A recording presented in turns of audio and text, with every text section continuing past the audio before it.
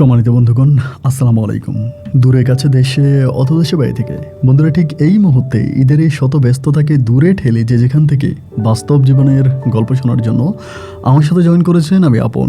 আর যে আপন জীবনের গল্পের 1261তম পর্বে আপনাকে প্রতিদিনের মতো স্বাগতম জানাচ্ছি। বন্ধুরা, আজ আমি আপনাকে শোনাবো বন্দনগরী চট্টগ্রামের ভাই মোহাম্মদ সিয়ামের জীবনের কলিজা কাঁপানো চরম কষ্টকর এক বাস্তব জীবন কাহিনী। বন্ধুগণ, আজকের গল্পের টাইটেল 6 বছর ধরে মুখ লুকিয়ে সৎ বাবার সঙ্গে এক ঘরে আছি।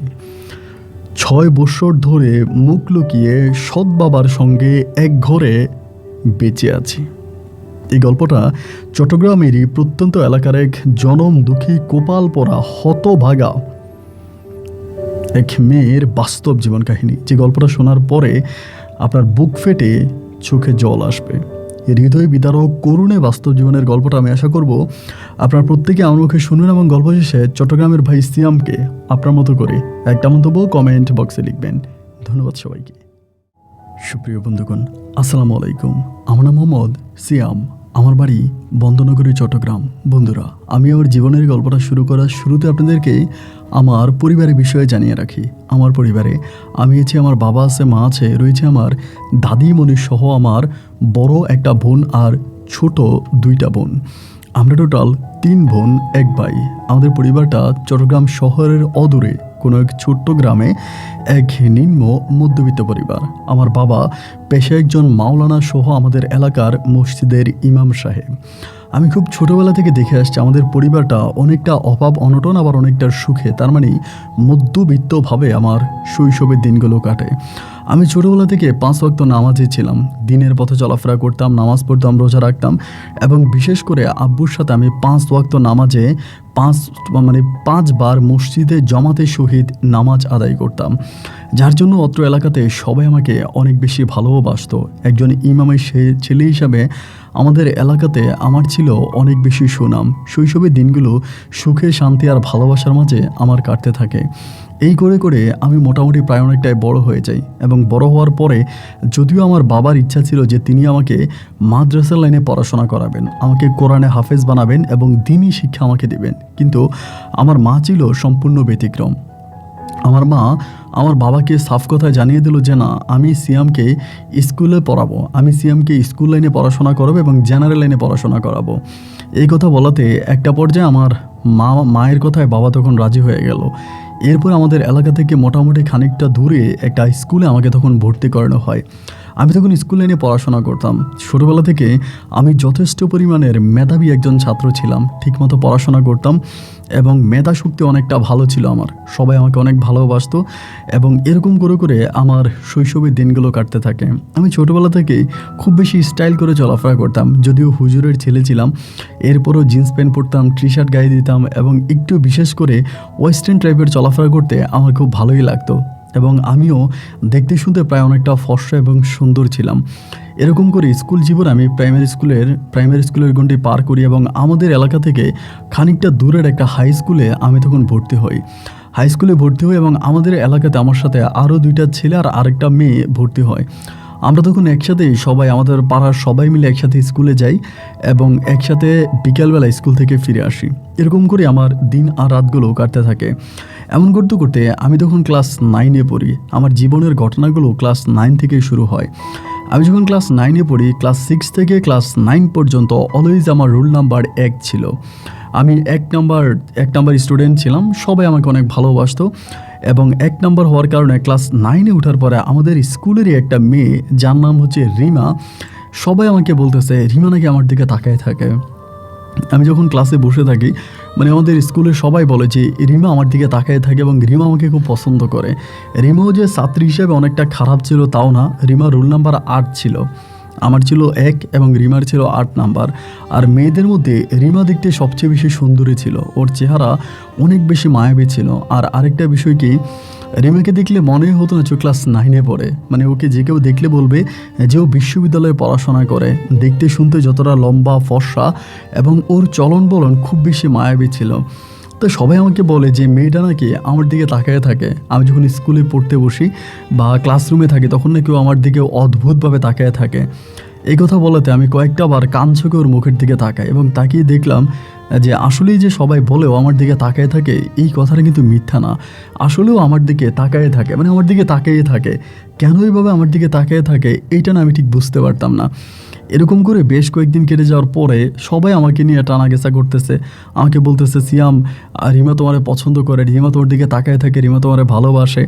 এরকম করে এক কথা দুই কথা বলতে বলতে না আমার ভিতরে তখন একটা সময় রাগ কাজ করতে শুরু করে। আমি আসলে প্রেম ভালোবাসার বিপক্ষে একটা ছেলে ছিলাম। প্রেম করা ভালোবাসা এগুলো আমার ভালো লাগতো না, কিন্তু মানে মডার্ন টাইপের চলাফেরা এটা আমার পছন্দ ছিল। এবার আমি চিন্তা করলাম যে আমি মেয়েটার সাথে কথা বলবো। এর কয়েকদিন পরে আমি ওরে মোটামুটি একটু একাই পেলাম শ্রেণীকক্ষে আমাদের ক্লাসরুমে। আরও দুইটা মেয়ে ওর সাথে ছিল, দুইটা মেয়েরে বের করে দিলাম। আমি তখন ওর কাছে গেলাম, মানে মেয়েদের বেঞ্চের ওখানে গেলাম এবং গিয়ে জিজ্ঞেস করলাম কী ব্যাপার। ক্লাসের সবাই বলে যে তুই নাকি আমার দিকে তাকায় থাকিস, আর আমিও না মানে বুঝতে পারি না। আমিও অনেকবার কান ছুঁকে দেখলাম যে তুই আমার দিকে তাকায় থাকিস, ঘটনা কি, আমার দিকে তাকায় কী দেখিস। আপনি বুঝতেই পারেন ক্লাস 9-এ পড়া একটা ছেলে কতটুকু বুঝি। ও আমার বলে আমি জানি না, কিন্তু কেন জানি তোর দিকে তাকালে আমার ভালো লাগে, আমার ভিতরে সমস্ত টেনশন দূর হয়ে যায়, আমার অনেক ভালো লাগে, এই জন্য আমি তোর দিকে তাকায় থাকি। আমি বললাম মানি, আমার দিকে তাকালে তো সব টেনশন দূর হয়ে যায়, আমার দিকে তাকালে তোর ভালো লাগে, তার মানে কি? ও আমাকে বলে তার মানেই হচ্ছে ভালোবাসা। আমি বললাম মানি তুই আমাকে ভালোবাসিস? আমাকে বলে হ্যাঁ ভালোবাসি। আমি বললাম আচ্ছা তুই যে আমাকে ভালোবাসিস আমি তোর বিয়ে করতে পারবো? আমিও ক্লাস 9-এ পড়ি, তুইও ক্লাস 9-এ পড়িস, আমরা কয়েকদিন পর এসএসসি পরীক্ষা দিব, হয়তো এসএসসি পরীক্ষার আগেই তোর বিয়ে হয়ে যাবে, কিন্তু আমি কি আর ওই সময় তোকে বিয়ে করতে পারবো? ও আমাকে বলে ভালোবাসলেই যে বিয়ে করতে হবে এরকম কোনো নিয়ম নীতি তো কোথাও নাই, ভালোবাসার মানুষকে যে বিয়ে করতে হবে এমন তো কোনো কথা নাই, আর তুমি আমাকে ভালোবাসো আর আমিও তোমাকে ভালোবাসবো, আমাদের মাঝে একটা মিষ্টি ভালোবাসার সম্পর্ক সারাটা জীবন থেকে যাবে, এইটুকুই চাই, এর চেয়েও বেশি কিছু না। আমি বললাম রিমা এই সমস্ত পাগলামি বন্ধ কর, দেখ ক্লাসে অনেক ছেলেমেয়েরাই আছে, এরা জিনিসটা নিয়ে অনেক কানাঘেঁষা করে অনেক কথাবার্তা বলে, এবং এরকম করতে করতে হয়তো একটা সময় এটা আমাদের শিক্ষক মণ্ডলীর কানে চলে যাবে, আর যখন স্যারদের কানে চলে যাবে তখন কিন্তু আমি বিষয়টাকে আর ঢাকা দিতে পারবো না। সো আমি তোর কাছে রিকোয়েস্ট করে বলি যে প্লিজ তুই এটা বন্ধ কর, আমার সাথে এইভাবে পাগলামি করিস না, এবং এটা আমার পছন্দ না। কিন্তু কে শোনে কার কথা, এরপরেও একইভাবে আমার দিকে তাকায় থাকে। একদিন আমাদের ক্লাসের একজন শিক্ষক, উনি মোটামুটি অনেকটা মানে অনেক রাগী একজন শিক্ষক, নাম হচ্ছে হারুন স্যার, এবং আমরা এক কথায় হারুন স্যারে খুব ভয় পাই, খুবই ডিয়ারিং একজন স্যার, এবং হারুন স্যারের ক্লাসে আমরা সবাই অ্যাটেনশন থাকি। এরকম করতে করতে একদিন হারুন স্যারের ক্লাসে ও আমার দিকে তাকায় আছে, মানে আমার দিকে তাকিয়ে আসছে। পরে হারুন স্যার কয়েকবার বিষয়টা খেয়াল করছে, এবং খেয়াল করার পরে একটা সময় ডাক দিছে, এবং ডাক দিয়ে বেঞ্চের সামনে দাঁড়ো করাইলো, মানে স্যারের টেবিলের সামনে দাঁড়ো করিয়ে বললো যে কী ব্যাপার রিমা, তোমার কি ক্লাসে মনোযোগ আছে? ও বলে জি স্যার আছে।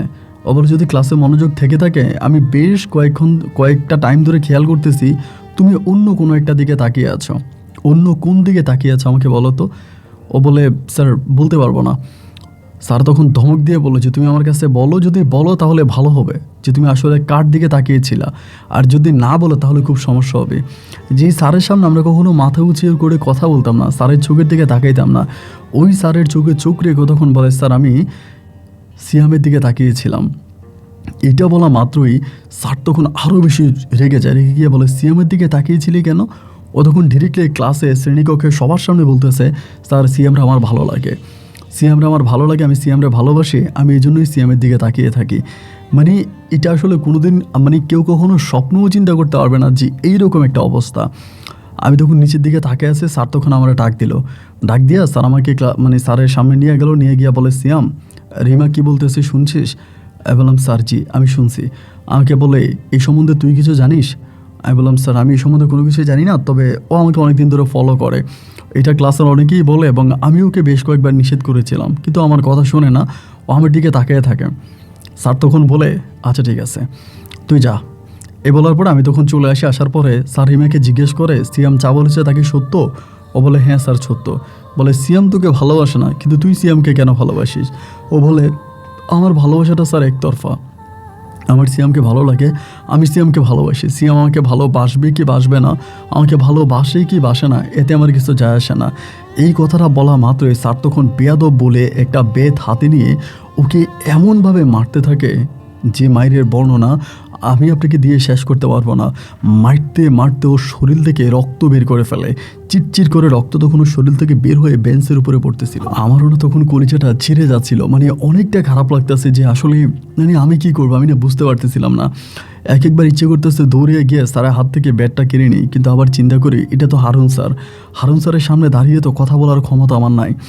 এবং এমনভাবে মারে লাস্টে ওরে মারতে মারতে কীভাবে জানি, মানে আমাদের পাশের রুমটাই ছিল হচ্ছে অফিস কক্ষ থেকে শিক্ষকরা কীভাবে জানি বিষয়টা বুঝে গেছে, এবং বাকি শিক্ষকরা এসে হারুন স্যারকে ধরে যে না আর মাইরেন না, কথা শোনেন। হারুন স্যারকে ধরার পরে এবং ওই সময় রিমা তখন ওখানেই বসে পড়ে কান্না করতে করতে। একটা সময় রিমার মাকে তখন খবর দেওয়া হয়। রিমার বাবা কিন্তু বিদেশে থাকতো, উনি বিদেশ থাকে। এরপরে রিমার মাকে খবর দেওয়া হয় এবং খবর দেওয়ার পরে রিমার মা তখন স্কুলে আসে। স্কুলে আসার পরে স্কুলের সব শিক্ষকরা তখন রিমার মাকে বলে আপনি কেমন মেয়ে পেটে ধরছেন, এই মেয়ে এরকম ঘটনা ঘটাইছে। রিমার মাও তখন তার স্যারদের সামনে রিমাকে জুতা পিটা করে, এতটাই নির্যাতন করে। এবং এরপর থেকে রিমার মা বলে যে তোর আর পড়াশোনা করতে হবে না, তুই চল।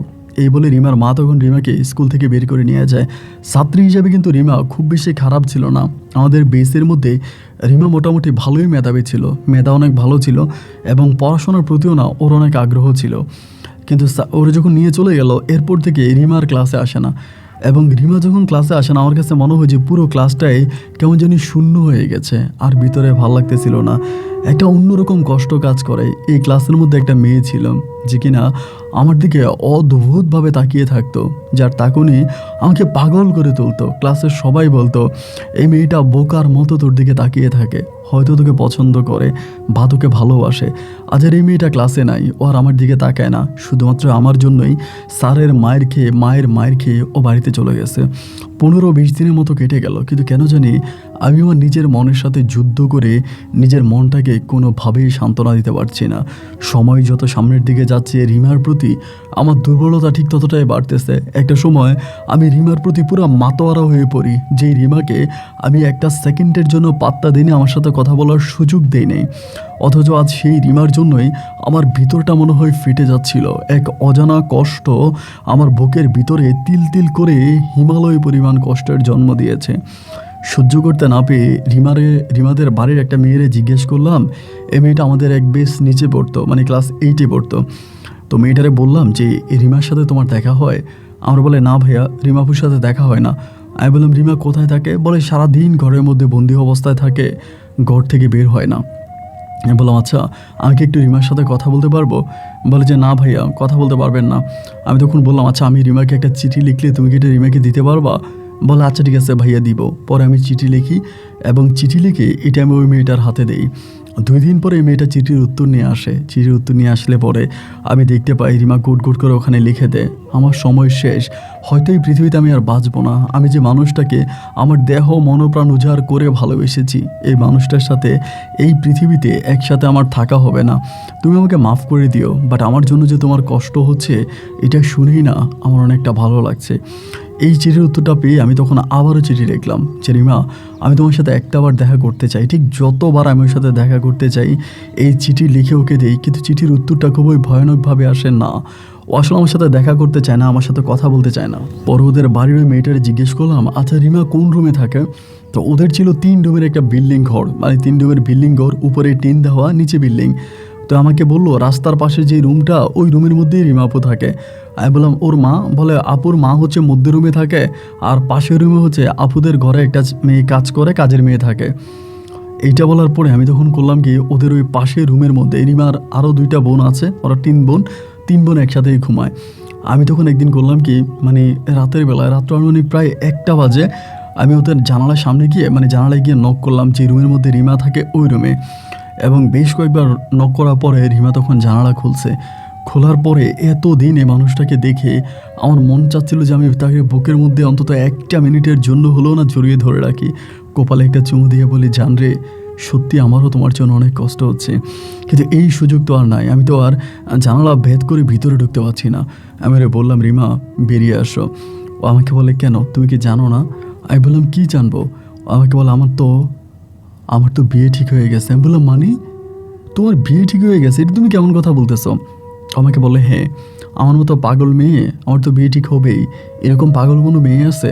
আমার বিয়ে ঠিক হয়ে গেছে, আমার বিয়ে হয়ে যাবে, তুমি আর আমাকে বিরক্ত করো না, তুমি তোমার মতো করে থাকো, আমি তোমাকে ভালোবাসি এবং এক জীবনে শুধু তোমাকে ভালোবেসেই আমি যাব। আমি বললাম, আমাকে ভালোবেসে অন্য কারো বুকে মাথা রাখবা, এটা কি এটা কি আজও ঠিক? এটা কি তুমি ঠিক করলা? ও আমাকে বলে, দেখো এছাড়া আমার কাছে আর কোনো পথ খোলা ছিল না, আমি তোমাকে ভালোবাসছি এবং অসম্ভব রকমের ভালোবাসছি এবং এতটাই ভালোবাসছি যে ভালোবাসার বর্ণনা দিয়ে আমি শেষ করতে পারবো না। কিন্তু এরপরও আমি তোমার ভালোবাসা পাই নাই, আর তাই তো তোমার ভালোবাসাকে বুকে লালন করে আমি অন্য কারোর সাথে ছোট্ট জীবনের এই সময়টা কাটিয়ে দিব। সেদিন আমি আর চোখের পানি ধরে রাখতে পারি নাই, অজোরে চিৎকার করে বলতেছিলাম, রিমা, ও রিমা, আমিও তোমাকে ভালোবাসি, আমিও তোমাকে ভালোবেসে আমার জীবনের বাকি সময়টা তোমার সাথে কাটাতে চাই। সেদিন রিমার হাত ধরে কান্না করতে করতে হঠাৎ করে পিছন থেকে একটা লোক এসে আমাকে ধরে বসে এবং একদম জড়ায় আমাকে ধরে বসে। ধরার পর আমি চিৎকার দিই, চিৎকার দেওয়ার পরে আশেপাশে থেকে আরও কয়েকজন লোক আসে। ওরা ভেবেছিল আমি সম্ভবত চোর। এরকম করে আমাকে তখন রিমাদের বাড়ির পিছনের দিকে একটা বাগান আছে, বাগানের মধ্যে নিয়ে আমাকে তখন ওখানে বেঁধে ফেলে এবং ওইখানে বাঁধার পরে দেখি আরও 8-10 জন লোক একে একে পুরো বাড়ির মধ্যে তখন জানাজানি হয়ে যায় যে আমাকে ধরছে রিমার ঘরের পিছনে। এবং আস্তে আস্তে করে ওদের গ্রামে যে মেম্বার, সর্দার, মাতবর আছে সবাইকে তখন ডাকা হয়। রাতের ওই গুটগুটে অন্ধকারে তখন আমার আব্বাকেও খবর দেওয়া হয়। রাত 2টা বাজে আমার আব্বা তখন টর্চ লাইট হাতে নিয়ে মাকে নিয়ে তখন এখানে এই বাড়ির মধ্যে আসলে পরে বলে, আপনার ছেলেকে এমনি এমনি ধরছি অমুক মেয়ের বাড়ির পিছনে। তা আমার আব্বা তো একজন আলেম ছিলেন, একজন ভালো মনের মানুষ ছিলেন, তা আমার আব্বাই অপমানটা নিতে পারে নাই। আব্বা চিৎকার করে বলল যে আজকের পর থেকে এই ছেলের সাথে আমার আর কোনো যোগাযোগ নাই, আমি এই ছেলের সাথে কোনো কথা বলতে চাই না, আমি ওকে ত্যায্য করলাম, এটা আমার ত্যায্য পুত্র। এইটা বলে আব্বা এখান থেকে চলে যায় এবং এর পরের দিন আমাকে পাথারিকভাবে মারা হয় এবং আমার মা আর আমার বড় বোন এসে আমাকে ওই বাড়ি থেকে নিয়ে যায়। বাড়ি থেকে নিয়ে যাওয়ার পরে আমার মা তখন আমাকে নিয়ে ডিরেক্টলি আমার নানু বাড়িতে চলে যায়। আমার নানু বাড়িতে চলে গেলে পরে আমার আর রিমার সাথে কোনো দেখা হয় না, রিমার সাথে আমার আর কখনো কথা নাই। আমি এরকম একটা মেধাবী ছাত্র ছিলাম যে আমি পড়াশোনায় এতটা ভালো ছিলাম, আমি এসএসসি পরীক্ষা দিলে পরীক্ষাতে খুব ভালো একটা রেজাল্ট করতাম, অনেক ভালো রেজাল্টে আমি এসএসসি পাস করতাম। শুধু রিমার ফাঁদে পড়ে বা রিমার সাথে প্রেম করে আমার শিক্ষা জীবনের সমাপ্তি ঘটে যায়।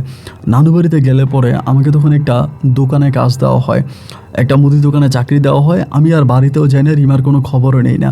এখানে আমার শিক্ষা জীবনের সমাপ্তি ঘটে।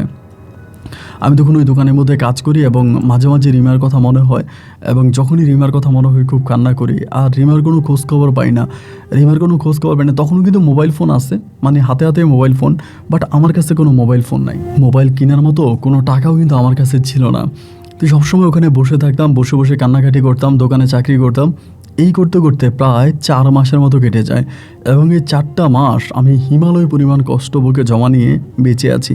আমি জানি আমার ভালোবাসার মানুষটার অন্য কোথাও বিয়ে হয়ে গেছে, এরপরও তাকে নিয়ে আমি আর কিছু বলি না। 4 মাস পরে আমি তখন করলাম কি, একটা মোবাইল ফোন কিনি। যে দোকানে কাজ করি ওই দোকান থেকে একটা মোবাইল ফোন কিনি, মাসে মাসে টাকা জমাই এবং মোবাইল ফোনটা কিনি শুধুমাত্র কী কারণে জানেন? গান শোনার জন্য। আমি শুধুমাত্র গান শুনবো এবং বিরোহী গান শুনবো এবং গান শোনার জন্য আমি তখন এই মোবাইল ফোনটা কিনি। এবং মোবাইল ফোনটা যেদিন আমি কিনি, মোবাইল ফোনটা কেনার প্রায় 1.5 মাসের মাথায় হঠাৎ করে একদিন রাত্র আনুমানিক প্রায় 12:30 বাজে আমার নাম্বারে একটা মিস কল আসছে। মিস কলটা আসার পরে নাম্বারটা আমি চিনি না। আমি যখনই কলটা ব্যাক করলাম দেখলাম যে না, ও কলটা রিসিভ করে না, মানে যার নাম্বার সে কলটা রিসিভ করে না। এরকম করতে করতে একদিন আননোন আরেকটা নাম্বার থেকে, মানে দোকানের আরেকটা ছেলের নাম্বার থেকে আমি তখন এই নাম্বারটাতে কল দিলাম, যেহেতু আমার নাম্বার ধরে না। ওই নাম্বার থেকে কল দেওয়ার পরে কলটা তখন রিসিভ করার পরে আমি যখন হ্যালো বললাম, মানে ওই কণ্ঠ থেকে যখন হ্যালো বললো, আমি তখনই বুঝে গেলাম এটা আর কেউ নয়, এটা আমার ভালোবাসার মানুষ রিমা। এবং কণ্ঠটা অবিকল রিমার মতো। মনের অজান্তেই তখন চোখ দুটো জলে ভিজে গেল, চিৎকার করে কান্না করতেছে মোবাইল ফোনে এবং আমার কানে শব্দ আসছে যে আমার পাশ থেকেও আমার রিমাও তখন কান্না করতেছে এবং কান্না করতে করতেও তখন লাইনটা কেটে দিল। লাইনটা কেটে দেওয়ার পরে আমি আমার নাম্বার থেকে প্রতিনিয়তকে ট্রাই করে যাচ্ছি, কল দিয়ে যাচ্ছি এবং প্রায় 1 দিন পরও আমার কলটা রিসিভ করে আমাকে বলতেছে, সিয়াম তুমি আমাকে মাফ করে দাও, আমি তোমার সাথে কথা বলতে চাই না, আমাকে তুমি মাফ করে দাও। আমি এমনিতেই তোমার নাম্বারটা একজনের কাছ থেকে পাইছি, তোমার ক্লাসমেটের কাছ থেকে, আমাদের ক্লাসমেট ছেলের কাছ থেকে নাম্বারটা পাইয়া আমি তোমাকে মিস কল দিয়েছি, তোমাকে মাফ করে দাও। আমি বললাম, রিমা তুমি কোথায় আছো? আমাকে বলো আমার শ্বশুর বাড়িতে। আমি বললাম, তোমার শ্বশুর বাড়িতে তোমার বিয়ে কবে হয়েছে? ও বলে অনেক আগে। আমি বললাম, আচ্ছা রিমা তুমি কি আমাকে ভুলে গেছো? ও আমাকে বলে, না, ভুলে যাও কি এত সহজ, চাইলেই ভোলা যায়। আমি তোমাকে আজও ভুলতে পারিনি, আমি তোমাকে আজও মিস করি। এখনও তোমার কথা আমার মনে হয়, এখনও গভীর রাতে অশ্রু সচল চোখে আমি চিৎকার করে তোমার জন্য কাঁদি। কিন্তু এক জীবনে হয়তো তোমার সাথে আর আমার থাকা হলো না। সিয়াম, তুমি আমাকে মাফ করে দাও। শুধু আমার জন্য সেদিন আমাদের বাড়ির পিছন থেকে এলাকার দুষ্ট লোকেরা তোমাকে ধরে নিয়ে এলোপাথারিকভাবে মারে। আমি তোমাকে বাঁচানোর জন্য যাচ্ছিলাম, কিন্তু বিশ্বাস করো, আমার মা জোর করে আমাকে ঘরের মধ্যে আটকায় রাখে। আমার চোখের সামনে তোমাকে এভাবে মারা হয়, কিন্তু আমি কিছুই করতে পারি নাই। আমি বললাম, যাই হোক, যা হবার তা হয়ে গেছে, এখন তো আর এসব কথা বলে লাভ নাই। তুমি কি ভালো আছো? আমাকে বলে, হ্যাঁ ভালো আছি। আমি বললাম, রিমা, আমি কি তোমার সাথে মাঝে মাঝে একটু কথা বলতে পারি?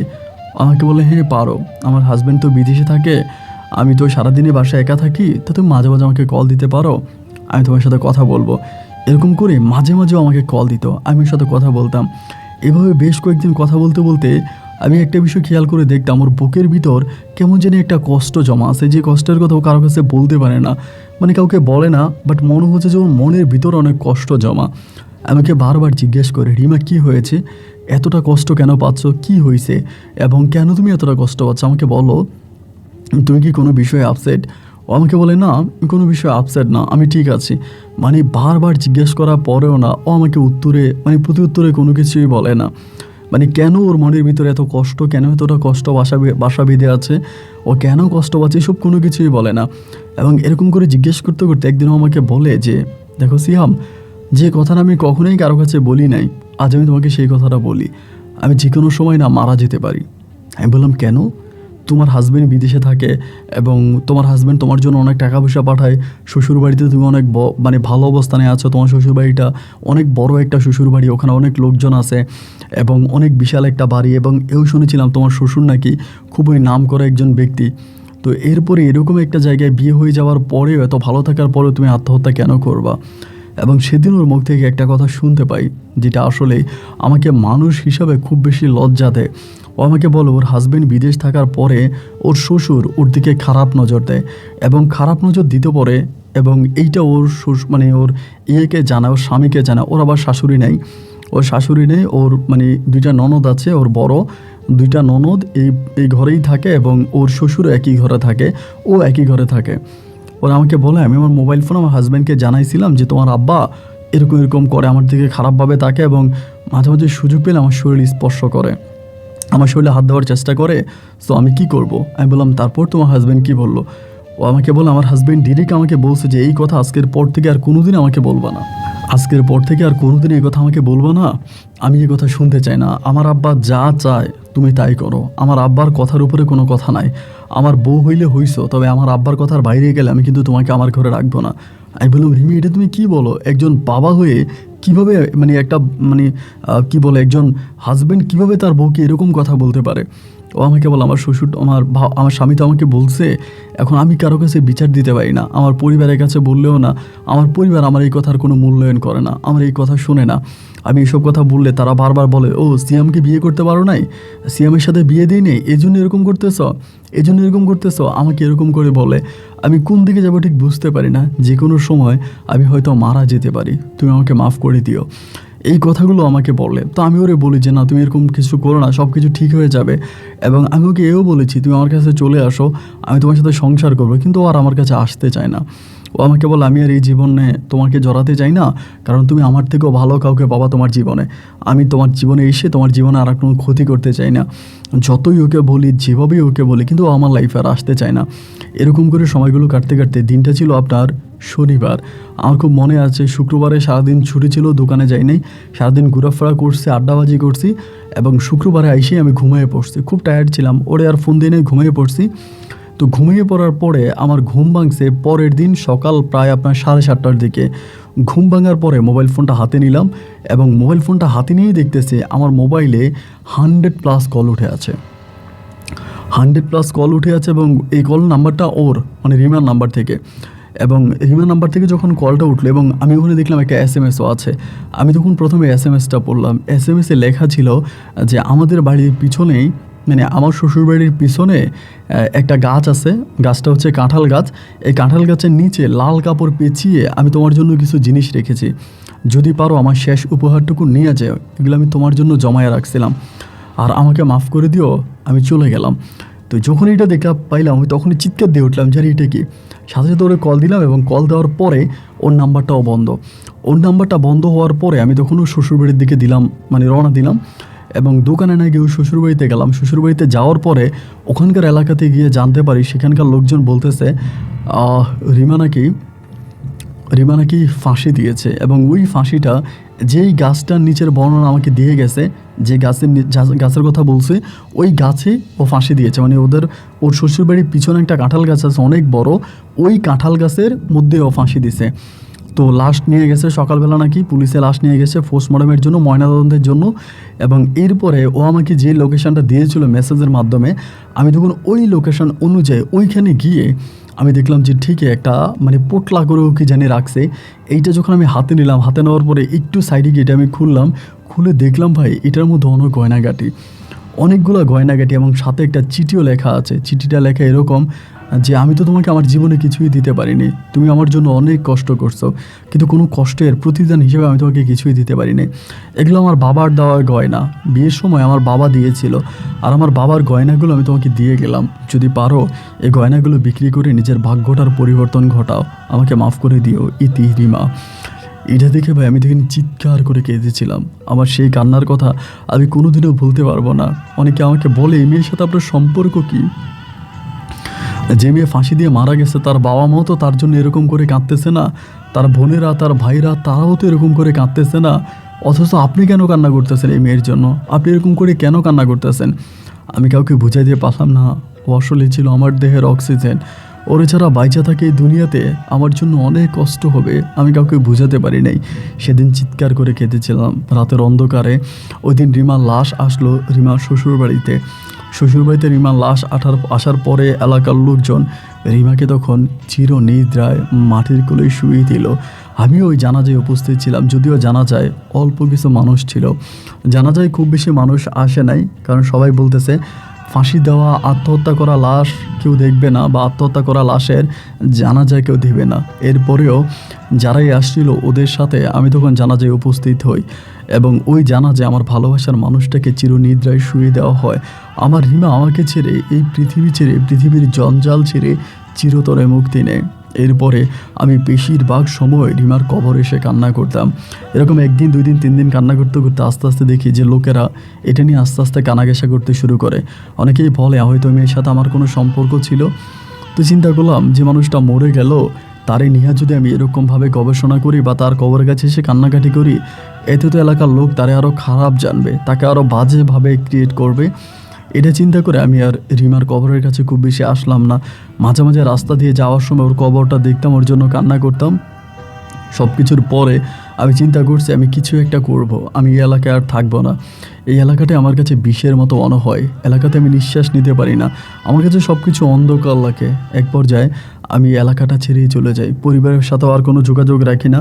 আমার বাবার সাথে, মায়ের সাথে, বোনদের সাথে কারোর সাথে যোগাযোগ না রেখে আমি তখন চট্টগ্রাম শহরে একটা কাজের উদ্দেশ্যে চলে যাই।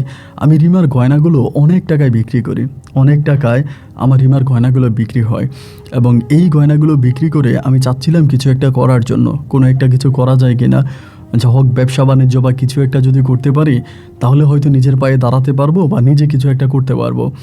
এখন কি করা যায় এরকম করতে করতে আমি একটা আপনার কলেজের সামনে, কলেজ এবং হচ্ছে আপনার ইউনিভার্সিটি, এই দুইটা এরিয়াতে আছে চট্টগ্রামে, ওই জায়গার সামনে আমি একটা ক্যান্টিন দিই, মানে কলেজের এরিয়ার মধ্যেই পড়ছে, ওখানে একটা ক্যান্টিন আমি দিই। তো ক্যান্টিন দেওয়ার পরে ক্যান্টিনটা আমি ওই সময় প্রায় 6 লাখ টাকা লিজে নিই এবং লিজে নেওয়ার পরে ওখানে আমি ক্যান্টিনটা চালু করি। সাথে আমি আরও 2টা ছেলেকে রাখি। এই 2টা ছেলে আর আমি মিলে তখন ভালোভাবে এই ক্যান্টিনটা চালাইতেছিলাম। বিভিন্ন জায়গা থেকে তখন অনেক কাস্টমাররা আসতো, অনেকেই খাওয়া দাওয়া করতো, আর আমি না ক্যান্টিনটা খুব ভালো করেই চালাইতে পারতাম, অনেক ভালোভাবে চালাইতেছি। সবাই আসে, যায়, খাওয়া দাওয়া করে এবং এরকম করতে করতে বেশিরভাগ সময় আমি ক্যান্টিনে বসে থাকি, মন খারাপ করে অনেক সময় বসে থাকি। তো অনেক পোলাপাইন আছে, কলেজের পোলাপাইন, বুঝতেই পারেন, সবাই আনন্দ ফুর্তি করে এবং আমিও তো ইয়াং ছিলাম এবং ইয়াং থাকার কারণে সবাই আমারে বলে কী ব্যাপার সিয়াম, সবসময় মন খারাপ করে থাকো কেন, এনজয় করো, লাইফটাকে এনজয় করো, এরকমভাবে চললো না। মানে সবাই আমাকে নিয়ে অনেক কথাবার্তা বলে, অনেক কিছু বলে। তো এইভাবে আমি ওখানে প্রায় 3 বছরের মতো ক্যান্টিন চালাই। 3 বছর ওই জায়গার মধ্যে ক্যান্টিন চালায় এবং 3 বছর মোটামুটি ভালোভাবেই চলে। আস্তে আস্তে করে পরিবারের সাথেও আমি ওই সময় যোগাযোগ করতাম কিছুটা, যদিও আমার পরিবার আমাকে বারবার বিয়ের জন্য প্রেশার দিত। আমার মা বাবা সবাই বলতো বিয়ে করো, বিয়ের বয়স হয়েছে, এখন বিয়ে করা দরকার, এভাবে থাকা ঠিক না, সবাই বলে। কিন্তু বিয়ে শাদীর প্রতি আমার কোনো রকমের কোনো আগ্রহ আসে না। আমি যে বিয়ে করব এটাই যেন আমার কাছে মনে হয় একটা বিষাক্ত বিষয়। মানে বিয়েই করব না, লাইফে কোনো দিন বিয়েই করবো না, সারা জীবন এইভাবেই কাটাই দিব। এবং এই সিদ্ধান্তটাই আমি তখন নিলাম। এটা নেওয়ার পরে তখন আমি ওভাবেই কলেজে আসি, কলেজের ক্যান্টিন চালাইতেছি। এরকম করে দিন রাতগুলো কাটতে কাটতে একটা বিষয় আমি কলেজের মাঝে খেয়াল করে শুনলাম, মানে অনেক ছেলেরাই আমার দোকানে ধরে নাস্তা করতে আসে, খাবার খেতে আসে। আস্তে আস্তে সবার মাঝে একটা আলোচনা তখন ছড়ায় পড়ে। সবাই বলতেছে আলো নামের একটা মেয়ে নাকি ওদের কলেজে ভর্তি হয়েছে নতুন। আলো নামের একটা মেয়ে ওদের কলেজে ভর্তি হয়েছে, মেয়েটা নতুন। এবং এই মেয়েটাকে নিয়ে প্রত্যেকের মাঝে না অনেক কৌতূহল। মানে যারা যারা এখানে আছে সবাই এই মেয়েটাকে নিয়ে প্রচুর পরিমাণে রিসার্চ করতে থাকে যে এই মেয়েটা কে, কেন আসছে এবং কেন সেরকম করে চলাফেরা কোনো, মানে সবাই তখন এটা নিয়ে মানে অনেক কানাঘোষা, অনেক কথাবার্তা। এর যে সিফাত নামের একটা ছেলে আছে ওই কলেজেই পড়ে, ওই ছেলেটা আবার আমার সাথে একটু ভালো সম্পর্ক, আমার সাথে একটা ফ্রেন্ডলি সম্পর্কে। একদিন সিফাতরা ডাক দিলাম, সিফাত তোমাদের কলেজের মধ্যে আলো নামের কোনো একটা মেয়েকে নিয়ে সবাই অনেক গবেষণা করতেছে, অনেক কথাবার্তা বলতেছে, ওই আলো মেয়েটা কে এবং এই আলোকে নিয়ে কেন তোমাদের মাঝে এত আলোচনা, এত সমালোচনা, কারণটা কি? ওই দিন ও আমাকে বলে, সিফাত আমাকে বলে যে ভাই আসলে মূলত হচ্ছে মেয়েটা আমাদের ক্যাম্পাসে নতুন আসছে, নতুন জয়েন করছে এবং নতুন ভর্তি হয়েছে। এই মেয়েটা না একটু অন্যরকম, সবসময় বোরকা পরে আসে, হাত মোজা পরে আসে, পা মোজা পরে আসে, কারোর সাথে প্রয়োজন ছাড়া কথা বলে না এবং সবসময় একা একা থাকে। আমাকে বলার পরে আমি বললাম যে আসলে তো এই দুনিয়াতে তারাই একটু একা একা থাকে যারা আসলে একটু কষ্টে আছে। আমার কাছে মনে হয় যে মেয়েটা অনেক কষ্টে আছে, তা মেয়েটাকে আমি দেখতে পারবো? পরে বলে ভাই দেখতে পারবেন তো, আপনার ক্যান্টিনের সামনে দিয়ে তো সবসময় যাতায়াত করে। আমি বললাম ঠিক আছে, আমাকে একটু দেখাই হতো। তো একদিন দেখলাম মেয়েটা যাইতে আসছে এবং তাই মানে এমনভাবে বোরকা পরছে, বোরকা এরকমভাবে পরছে তাকে দেখলে মনে হয় যে ও যথেষ্ট পরিমাণের দিনদার একটা মেয়ে, মানে নামাজ কালাম পরে খুবই ধর্মীয় একটা মেয়ে এরকম মনে হচ্ছে। যাই হোক আমার ক্যান্টিনের সামনে দিয়ে চলে গেল এবং যাওয়ার পরে এইভাবে তখন মেয়েটাকে মাঝে মাঝে দেখতাম। এটা নিয়ে সবাই অনেক আলোচনা করতো এই মেয়েটাকে নিয়ে। দেখার পরে একদিন হলো কি, আমি আমার মানে মেয়েটা ক্যান্টিনের সামনে দিয়ে যাচ্ছে, আমি ডাক দিলাম আপু আসসালামু আলাইকুম, এরকম করে সালাম দিলাম। পরে দাঁড়াইয়া বলতেছে জি ওয়ালাইকুম আসসালাম। আমি বলে আপু বিরিয়ানি পাক করছিলাম, খাবেন? পরে বলতেছে না ভাইয়া আমি খাই না, এটা বলে মেয়েটা চলে যাচ্ছে। তো যাওয়ার পরেও না ওই দিন আমি দেখলাম এবং এরপরে মাঝে মাঝে মানে আমার ক্যান্টিনের সামনে দিয়ে যাওয়ার সময় আমি একটু একটু কথা বলতাম, আপু ভালো আছেন, এমনি এমনি কথা বলতাম। আবার এখানে কথা বলাও তো খুব একটা রিস্ক, কারণ একটা যদি মেয়েটা কোনোভাবে আমার নামে বিচার দেয় ভিতরে গিয়া যে উনি আমাকে বিরক্ত করে বা আমাকে ডিস্টার্ব করে, এরকমভাবে যদি আমার নামে বিচার দেওয়া হয় তাহলে কিন্তু আমার ক্যান্টিনে এখান থেকে উঠিয়ে দেবে বা আমাকে ওখান থেকে বের করে দেওয়া হবে। এই জন্য খুব ভয়ে ভয়ে ওর সাথে কথা বলতাম, মাঝে মাঝে যাইতো, মাঝে মাঝে আসতো। এরকম করে প্রায় বেশ কয়েকদিন কেটে যাওয়ার পরে একদিন আমি একটা রিস্ক নিলাম বলতে যে ওই দিন বৃষ্টি পড়তেছিল, মানে ঘুরে ঘুরে বৃষ্টি, ক্যাম্পাসে বেশি পোলাপাইন আসে নাই, কারণ মেঘ হলে তো আর ক্যাম্পাসে বেশি পোলাপাইন আসে না, স্টুডেন্টের সংখ্যাও কম ছিল। পরে মেয়েটা যাচ্ছে আমার সামনে দিয়ে, আমি ডাক দিলাম আপু একটু বসবেন, ডাক দিলাম। পরে বললাম ভাই আমি তো ক্যান্টিনে বসি না। আমি বললাম ঠিক আছে বসেন না, একটু আসেন না, কথা আছে। এটা বলি মেয়েরা তখন ক্যান্টিনের ভিতরে আসে, আরও ছেলেমেয়েরা ছিল, তারা যে যার মতো করে বসে আছে। পরে কোনার মধ্যে আমি বসে বললাম যে আলো আপু কী খাবেন? আমাকে বলে না ভাই আমি কিছু খাবো না। আমি বললাম না আপনি কিন্তু ফুচকা পছন্দ করেন, আমি জানি, আমি একটা ফুচকা বানিয়ে দিই। তা খেতে চায় না, তারপর আমি একটা ফুচকা বানিয়ে দিলাম। দেওয়ার পরে মেয়েটা খুব পর্দা করে খাচ্ছে, মানে বোরকার মুখোশটা এভাবে একটু করে উপরে উঠাইতেছে এবং খাইতেছে। বাট তারই দেখে আমার কাছে যেটা মনে হলো সে খুবই ফর্সা, অনেক ফর্সা একটা মেয়ে এবং মানে চেহারা অনেক বেশি সুন্দর এরকম। তো খাওয়া দাওয়া করার পরে আমি বললাম আপু কিছু মনে করবেন না, একটা ছোট্ট কথা জিজ্ঞেস করব? বলে হ্যাঁ ভাইয়া বলেন। আমি বললাম আপনি যে ক্যাম্পাসে আসেন বা এখানে ভর্তি হয়েছেন, আপনাকে নিয়ে কিন্তু আমার ক্যান্টিনে অনেক কথাবার্তা হয়, অনেকেই জিজ্ঞেস করে আপনার বিষয়ে বা অনেকে অনেক ধরনের কথাবার্তা বলে, আপনাকে নিয়ে সবার মাঝে একটা কৌতূহল যে আপনি এত পর্দা করেন কেন বা এরকমভাবে চলাফেরা করেন কেন, সবার সাথে মিশেন না কেন, সবার সাথে কথা বলেন না কেন। পরে মেয়েটা আমাকে বলতেছে আসলে ভাইয়া কারোর সাথে কথাবার্তা বলা বা কারোর সাথে মিশা এই জিনিসগুলো আমার ভালো লাগে না, আমি একটু একা থাকতে পছন্দ করি এবং আমি একাই থাকি। আমি বললাম আপু আচ্ছা ঠিক আছে, তো আপু মাঝে মাঝে আইসেন, এরপর থেকে চলে যায়। এরপর থেকে মাঝে মাঝে আমাকে দেখলে একটু করে কথাবার্তা বলে এবং এরকমভাবে কথাবার্তা বলতে বলতে একদিন আমি বললাম যে আপনার ফোন নাম্বারটা একটু দেওয়া যাবে? তো দিতে চায় না, তারপরে একরকম জোরাজোরি করে ফোন নাম্বারটা নেওয়া এবং ফোন নাম্বার নেওয়ার পরে আমি ওই দিন রাতে ওনারে কল দিলাম। রাত্রে অনেক প্রায় 11:30 মতো বাজে কল দিছি এবং রিসিভ করছে। আমি বললাম, আপু আমার নাম সিয়াম, আমি হচ্ছে আপনাদের কলেজের ক্যান্টিন চালাই। পর আমাকে বলতেছে, হ্যাঁ সিয়াম ভাইয়া চিনতে পারছি, ভালো আছেন? আমি বললাম, জি ভালো। আমি বললাম, আপু কী করেন? বলে, খাওয়া দাওয়া করছি তো ভাইয়া, ঘুমাইতে আসছি। আমি বললাম, ও আচ্ছা আপু আপনি কি একাই ঘুমান? বলে, মানি একা মানি? আমি বললাম, না হাজব্যান্ড আছে। বলে, না আমার তো বিয়ে হয় নাই। আমি বললাম, ও আচ্ছা আপু কে কে আছে আপনার পরিবারে? বলে, আমি আছি আর আমার আব্বু আছে। আমি বলে, আপনার আম্মু? বলে, আমার আম্মু ছিল বাট আম্মু এখন আম্মু বিদেশে থাকে। আমি বললাম, ও আচ্ছা আপনার আম্মু বিদেশে থাকে? বলে, হ্যাঁ। তো সেদিন একটু কথাবার্তা বললাম। এরপর থেকে আস্তে আস্তে করে তার সাথে আমি অনেকটা ফ্রি হয়ে গেলাম, অনেকটা ক্লোজ হয়ে গেলাম। যখনই ক্যাম্পাসে আসতো আমাকে দেখলে কথাবার্তা বলতো, আমার সাথে মোটামুটি একটা ভালো লাগার একটা সম্পর্কতা শুরু হয়ে গেল।